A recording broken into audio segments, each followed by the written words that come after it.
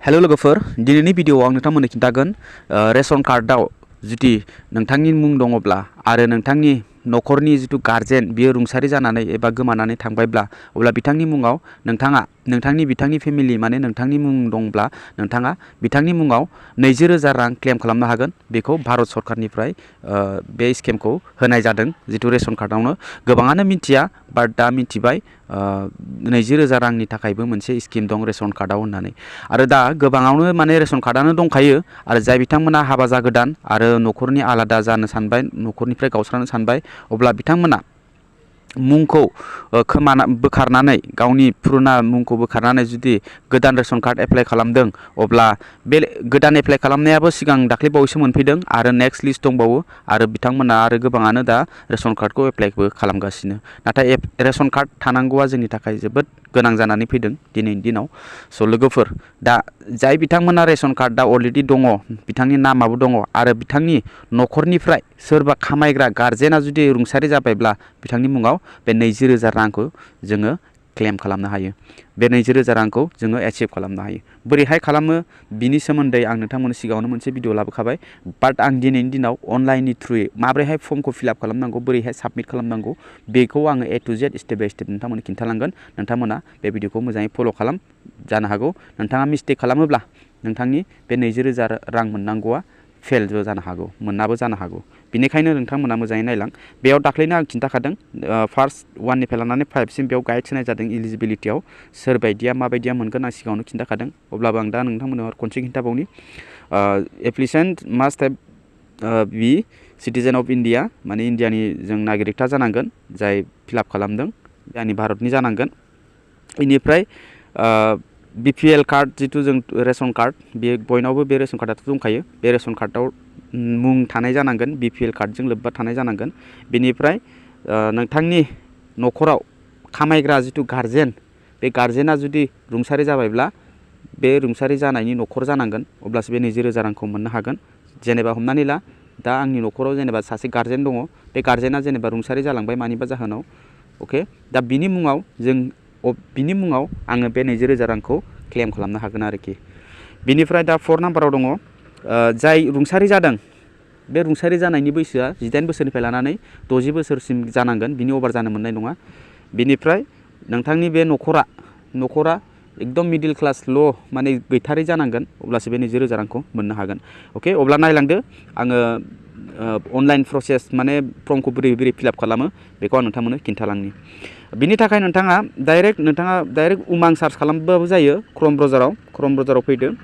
स्किमखौ जेनेबा आं बेयाव सार्च खालामबाय नोंथांमोन मिथिखायो बेफोरबायदि फैबाय माइ स्किमाव सार्च खालामबाय माइ स्किमाव सार्च खालामनानै नोंथाङा मा खालामनांगोन नैबे गाहायाव सेन्ट्रेल स्किम्स दङ बेयाव क्लिक खालामनानै गाहायाव बयनिख्रुइ गाहायाव नोंथाङा फैनांगोन बयनिख्रुइ गाहायाव फैनानै मा मिनिस्ट्रि अफ रुराल डेभेलपमेन्ट नोंथाङा मोनगोन बेयाव नोंथाङा क्लिक खालामनांगोन नै मिनिस्ट्रि अफ रुराल डेभेलपमेन्ट बेयाव क्लिक खालामदो बेयाव क्लिक खालामनानै नोंथाङा मा खालामनांगोन गाहायाव फैनानै नोंथांमोना मोनसे मोनगोन नेशनेल फेमिलि बेनिफिट स्किम बेयाव नोंथाङा क्लिक खालामनांगोन बेयाव क्लिक खालामनानै बेफोरबायदि फैबाय नै जेरैहाय हमनानै ला बेनिफिट्स दङ बेयाव नै 20,000नि ओमफ्राय इलिजिबिलिटि ओमफ्राय एप्लिकेसन प्रसेस बेयाव नोंथाङा क्लिक खालामनानै अनलाइनाव क्लिक खालामनांगोन बेहाय अनलाइनाव क्लिक खालामनानै बेयाव मोनसे लिंक मोनगोन umang.gov.in नि अफिसियेल वेबसाइट बे लिंकआव नोंथाङा क्लिक खालामनांगोन। बेयाव क्लिक खालामनानै बेफोरबायदि पेज अपेन जागोन बेयाव नोंथाङा गाहायाव स्किम्स दंना बे स्किम्सआव नोंथाङा क्लिक खालामनांगोन बेयाव क्लिक खालामनानै नोंथाङा डाइरेक्ट नैबे सार्चनि आइकनाव क्लिक खालामनानै नोंथाङा फेमिलि बेनिफिट्स टाइप खालामनांगोन फेमिलि बेनिफिट्स बिदि टाइप खालामनानै नोंथाङा बेखौ सार्च खालामना होनांगोन। बेखौ सार्च खालामना होनाय लोगो लोगो नोंथाङा गाहायाव फैनांगोन बयनिख्रुइ गाहायाव ministry of rural development national family benefit scheme बेयाव नोंथाङा क्लिक खालामनांगोन। बेयाव क्लिक खालामोब्ला बे नोंथांनि डाइरेक्ट अनलाइन प्रसेस एप्लाइ खालामनायनि अपसनाबो डाइरेक्ट बेयावनो फैखागोन। बेनिफ्राय नैबे एप्लाइ दंना बे एप्लाइआव नोंथाङा क्लिक खालामनांगोन बेहाय एप्लाइआव क्लिक खालामब्ला बेफोरबायदि फर्म अपेन जागोन। अके लोगोफोर दानिया नैबे गाहायाव आस्क उमां दंना नैबे माने मोनसे सावगारि दंना आइजोनि दा बेखौ जोङो बेयाव माने उसुबिदा मोनदोंबा बेखौ ओरै होल्ड खालामनानै गोजौसिम बिथिं लाबोनो हागोन आरो बेफोरबायदि लाबोनानै बेयाव दोनफैजागोन अके अब्लासो जोङो एसे नेक्स्ट बायदिसिनानि प्रसेसखौ जोङो गोसोबायदि खालामनो हायो स' बेयाव दा एप्लाइ अनलाइन एप्लिकेसन डिटेल्स फार्स्टआवनो दं एप्लिकेसन डिटेल्स ओमफ्राय सेकेन्ड स्टेपाव मोनगोन नोंथाङा एकाउन्ट डिटेल्स ओमफ्राय थार्ड स्टेपाव मोनगोन नोंथाङा आधार भेरिफिकेसन अके नाथाय बिनि सिगांबो आरो बेलेग स्टेप नोंथाङा मोनबावगोन जेरैहाय बेखौ फर्मखौ जेरै फिलआप खालामगोन जेरै नेक्स्ट खालामगोन अब्ला बेफोरबायदिनो मोनसे मोनसे मोनलांबाय थागोन स' एप्लिकेसन डिटेल्स बेयाव नोंथाङा नोंथांनि डिटेल्सखौ होनांगोन दा एप्लाइ खालामगासिनो नोंथांनि मुङाव अब्ला नोंथांनि डिटेल्सखौ बेयाव होनांगोन बेयाव फार्स्टआवनो दं स्केम नेम बेयाव एर'आव क्लिक खालामनानै नोंथाङा बयनिख्रुइ गाहायाव NFBS खौ नोंथाङा क्लिक खालामनांगोन NFBS बेयाव क्लिक खालामगोन बेनिफ्राय नोंथाङा स्टेटखौ सिलेक्ट खालामनांगोन एर'आव क्लिक खालामनानै नोंथाङा मा होनदों स्टेटखौ सिलेक्ट खालामनांगोन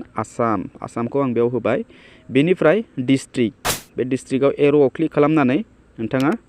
बिनि डिस्ट्रिक्टखौ होनांगोन बेयाव आं होबाय डिस्ट्रिक्टखौ आं बेयाव होबाय धेमाजि एरिया दाना एरियानि एर'आव क्लिक खालामनानै नोंथाङा मा खालामनांगोन बेयाव रुराल दं ओमफ्राय मोनसे आरबान दं बाट जों दा रुरालखौ होनांगोन बे रुरालखौ जों क्लिक खालामबाय बेनिफ्राय साब डिस्ट्रिक्ट बे साब डिस्ट्रिक्टखौ नोंथांनि ब्लकखौ होनांगोन बेयाव जेनेबा आं बेयाव आंनि ब्लकखौ आं बेयाव होबाय ओमफ्राय ब्लकखौ होनाय लोगो लोगो नोंथाङा ग्राम पन्सायत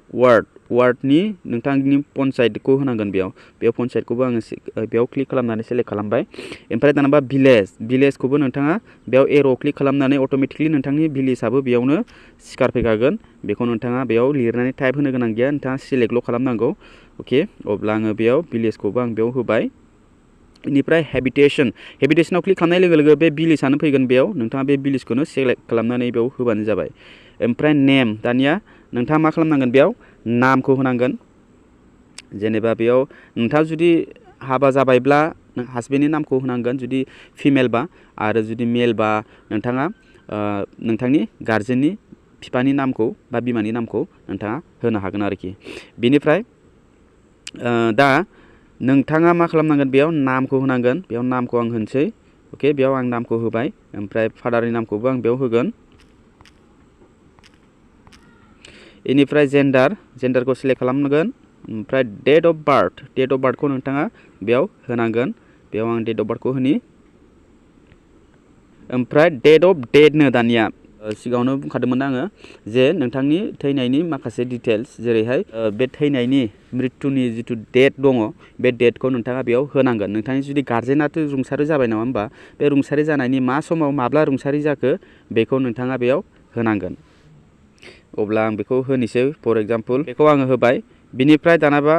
कास्ट बेयाव कास्टआव क्लिक खालामनानै नोंथाङा मा खालामनांगोन बेयाव शिडिउल ट्राइब जों ST नालाय बे शिडिउल ट्राइबखौ सिलेक्ट खालामनांगोन बेयाव क्लिक खालामनानै एड्रेसा बेयाव अट'मेटिकलि फैखागोन बा फैयाबाबो नोंथाङा बे नोंथांनि एड्रेसखौ बेयाव होनांगोन आरोखि बेयाव आं होबाय गामिनि नाम बेफोरबायदि बेनिफ्राय दाना नेक्स्ट स्टेप फैबाय अके फार्स्टआवनो नोंथाङा मोजाङै नायग्रो बिनि उनाव नोंथाङा नेक्स्ट खालाम नेक्स्टआव आं दाना क्लिक खालामनोसै नेक्स्टआव क्लिक खालामनानै दा क्लाइमेट डिटेल्स माने हाकदार माने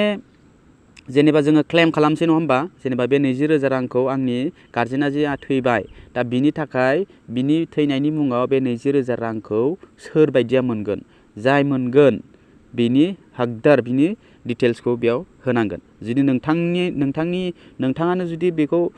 खालामनो सानदोंबा नोंथाङानो जुदि बेखौ मोननो सानदोंबा बे 20,000 रांखौ नोंथांनि गार्जेना थैबाय दा नोंथांनि मुङाव लानो ना गुबुन आरो सोरबा फेमिलिनि मुङाव लानो बिनि मुंखौसो माने बेनो अरिजिनेल डिटेल्स क्लाइन्टनि माबाखौ डिटेल्सखौ बेयाव होनांगोन आरोखि क्लाइमेन्टनि डिटेल्सखौ अब्ला जेनेबा हमनानै ला आंनो बे 20,000 रांखौ आंनो एचिभ खालामनो सानदों अब्ला मा खालामगोन बेयाव स्टेटखौ सिलेक्ट खालामदो स्टेटखौ आं बुंखाबाय दहायनो बेयाव सिलेक्टल' खालामनांगौ बेयाव आं आसाम सिलेक्ट खालामबाय डिस्ट्रिक्टखौबो आरो बेयावनो आं होफिनगोन बेनिफ्राय दा एरियाखौ आङो रुरालखौ बेयाव सिलेक्ट खालामबाय बेनिफ्राय साब डिस्ट्रिक्ट बेखौ आङो ब्लकखौनो आं सिलेक्ट खालामफिनबाय बेनिफ्राय पन्सायतखौबो आङो सिलेक्ट खालामबाय बेहाय ओमफ्राय भिलेज अट'मेटिकलि बेयाव फैखागोन आङो सिलेक्ट खालामनानैल' होनांगौ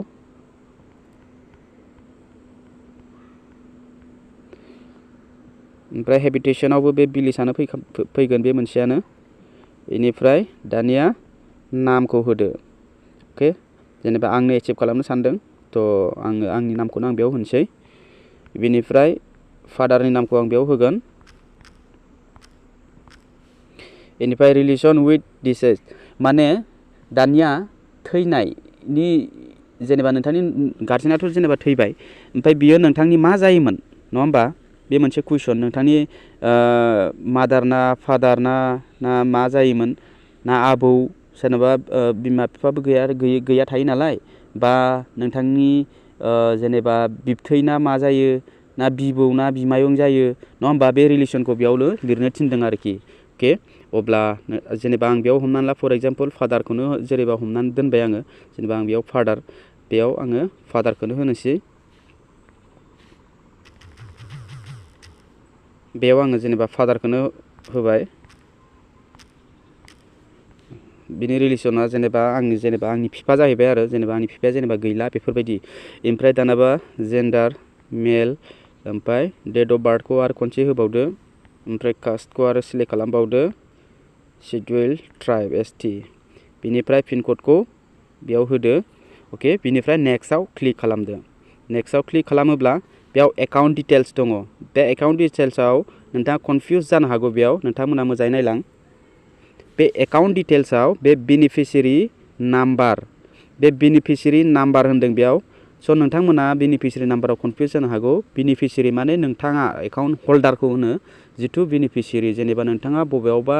बेंकआव थांनानै जेनेबा नोंथाङा मोनसे फर्म फिलआप खालामदों अब्ला नोंथांनि डिटेल्सखौ नोंथाङा बेयाव होनांगोन अब्ला बेखौनो होनो बेनिफिसियारि ओमफ्राय जेनेबा नोंथांनि पासबुक जेनेबा बे पासबुकआव नोंथाङा जेनेबा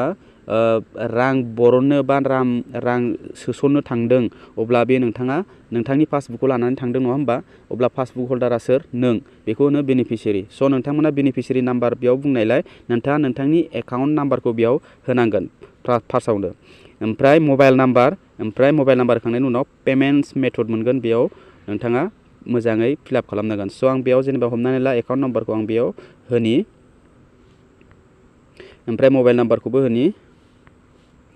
ओमफ्राय पेमेन्ट मड बेयाव नोंथाङा एर'आव क्लिक खालामनांगोन एकाउन्ट नाम्बार होबाय मबाइल नाम्बार होबाय ओमफ्राय पेमेन्ट मड बेयाव एर'आव क्लिक खालामनानै नोंथाङा बेयाव बिनिफ्राय बेखौ सेलेक्ट खालामनांगोन जे बेंक एकाउन्ट ओमफ्राय cash post office account post office मानि अर्डार बबे मोनसे एकाउन्टखौ नोंथाङा होनो सानदों नोंथाङा पस्ट अफिस दङबा मोजांनि बाथ्रा पस्ट अफिसनि एकाउन्ट दङब्ला आरो गैयाब्ला बेंक एकाउन्टखौ नोंथाङा सेलेक्ट खालामनांगोन बेयाव सेलेक्ट खालामबाय बेंक एकाउन्ट सेलेक्ट खालामनाय लोगो लोगो बेंक एकाउन्ट डिटेल्सआ बेयाव फैगोन बेयाव बुंदों फार्स्टआवनो डु इउ नो बेंक आइएफसि ब्रान्च नोंथाङा बे आइएफसि ब्रान्चखौ नोंथाङा मिन्थियोना होननानै बुंदों स' जोङो बेखौ एर'आव क्लिक खालामनानै जोङो बेखौ मा मिन्थिखायो नङा होमबा बेयाव येस खालामनांगोन येसआव क्लिक खालामनांगोन येसआव क्लिक खालामनांगोन दानाबा ब्रान्चनि आइएफएससि क'डखौ बिदों ब्रान्चनि माने नोंथांनि पासबुकआव दङ आइएफएससि क'ड बेखौ होबानो जाबाय अके बेयाव आङो आइएफएससि क'डखौ होनि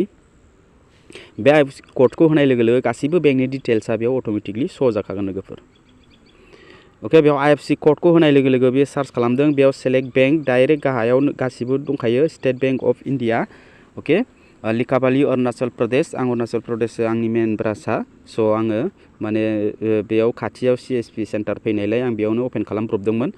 स' आं बेखौ सेलेक्ट खालामबाय ओमफ्राय सेलेक्ट बेंकआव आङो क्लिक खालामनाय लोगो लोगो बेयाव अट'मेटिकलि सेट जाफैबाय बिनि गासैबो एड्रेसा बेंकनि एड्रेसा ओमफ्राय गाहायाव दङ बेंक पिअ एकाउन्ट नं बेयाव आरो गोबाङानो कनफिउज जानो हागौ दे लोगोफोर बेंक पिअ माने बेयाव एकाउन्ट नाम्बारखौ आरो बेयाव टाइप खालामफिननांगोन बेयाव माने पिअ एकाउन्ट नं माने आरो आंथ' स्टेट बेंकनिसो होदोंमोन बेयाव पस्ट अफिसनि बेंक एकाउन्ट नाम्बारखौसो आरो बोरै बिलाइखो बेफोरबायदि साननो हागौ नोंथांनि बेंक एकाउन्ट नाम्बारखौनो बेयाव होनांगोन अके अब्ला बे बेंक एकाउन्ट नाम्बारखौनो होनोसै एकाउन्ट नाम्बारखौ बेयाव होबाय एकाउन्ट नाम्बारखौ होनानै नेक्स्टआव क्लिक खालामगोन दानिया नेक्स्टआव क्लिक खालामनाय लोगो लोगो नोंथांनाव दाना फैबाय आधार भेरिफिकेसन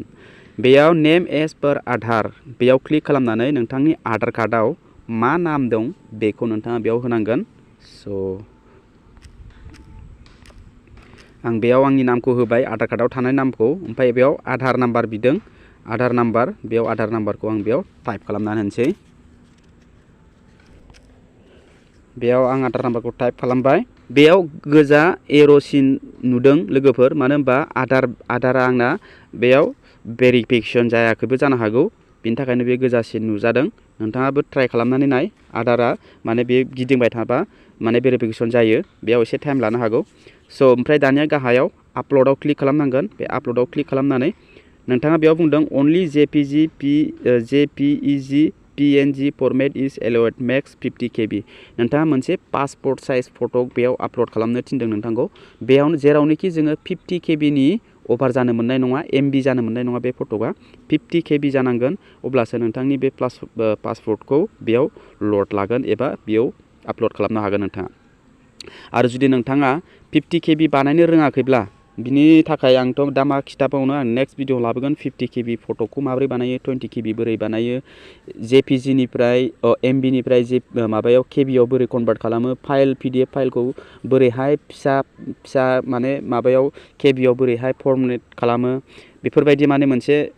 बिनि सोमोन्दै आं भिडिअ लाबोगोन एक्सट्रा आरो नोंथांमोना मिथिखायो जानांगौ 50 KB बानायनानै नोंथाङा बेयाव आपल'ड खालामनांगोन जेरै हमनानै ला आं बे आपल'डआव क्लिक खालामनानै बेयाव गेलारिनिफ्राय आं मोनसे पासपोर्ट आङो सेलेक्ट खालामगोन जेरावनोखि आं 50 KB बानायनानै दोनखादों बेखौ सेलेक्ट खालामनानै बेखौ डान खालामगोन आङो अके बेयाव आं डान खालामबाय ओमफ्राय दानिया नैबे गाहायाव दङ रिसेट ओमफ्राय प्रिभिउ एन्ड साबमिट अके नोंथाङा प्रिभिउ खालामनानै गासिखौबो नायजोबनो हायो जे नोंथाङा मा फिलआप खालामनाया माबाफोर भुल जादों नामा बेखौ नोंथाङा डाइरेक्ट प्रिभिउबो खालामजायो ओमफ्राय दानिया फाइनालि आं बेखौ साबमिट खालामनोसै साबमिटआव आं क्लिक खालामबाय साबमिटआव क्लिक खालामनानै लोगोफोर मबाइल नाम्बार भेरिफिकेसन दा मबाइल नाम्बार भेरिफिकेसन खालामनो थाखाय जोंहा बेयाव नोंथांनि मबाइल नाम्बाराव OTP फैगोन जि मबाइल नाम्बार नोंथाङा होदोंना बे नाम्बाराव OTP फैगोन बेयाव फैनो थाखाय जोङो मा खालामनांगोन गेट OTP आव क्लिक खालामनांगोन लोगोफोर बे गेट OTP दंना बे गेट OTP आव क्लिक खालामनांगोन बेयाव क्लिक खालामनाय लोगो लोगो नोंथांनाव मोनसे OTP फैगोन बे OTP खौ नोंथाङा बेयाव होनांगोन फैबाय लोगोफोर बेयाव आं OTP खौ नायनि 791476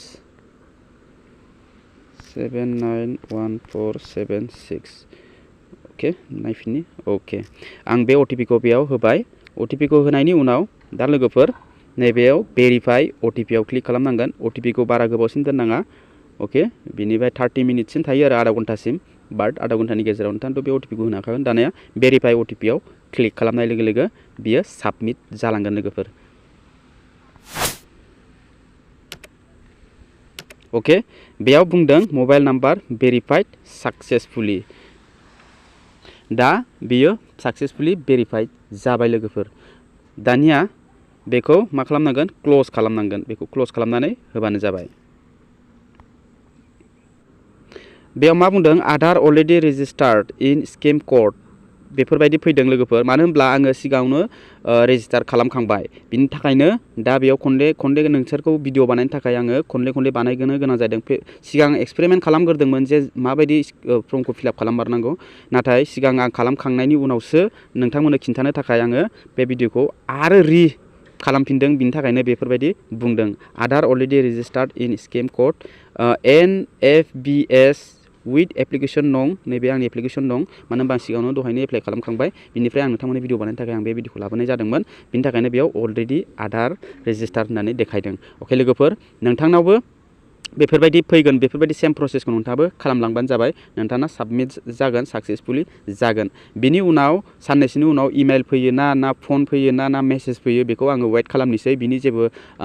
आपडेट मोनथ'वाखै जेब्लानाखि आंनाव आपडेट फैगोन अब्ला नोंथांमोननो आङो बे आपडेटखौ शेयार खालामगोन अके लोगोफोर नोंथांमोना आं जेरै खालामदों बेफोरबायदिनो खालामलांबानो जाबाय अब्ला भिडिअआ बेखिनियावनो लोगोफोर माबाफोर बुजियाखैबा माबाफोर डाउट मोनदोंबा कमेन्ट खालामनानै खिन्थाहर आरो बे भिडिअखौ आङो बेखिनियावनो दोनथ'नाय जागोन लोगो मोनगोन नेक्स्ट भिडिअआव आरो बे भिडिअखौ मोजां मोनोबा लाइक खालाम चेनेलखौ साबस्क्राइब खालामनानै बेल नटिफिकेसन खालामनानै जाहाथे बेफोरबायदि इनफर्मेटिभ भिडिअ नोंथांमोना नुबाय थानो आरो लोगोफोर बे भिडिअखौ फेसबुकआव नायदोंब्ला हानायमानिखौ शेयार खालामनानै जाहाथे मिन्थियैफ्राबो मिन्थिथों जाहाथे बे आसनिखौ बयबो लाब खालामनो हाथों अब्ला लोगो मोनगोन नेक्स्ट भिडिअआव tata bye bye and take care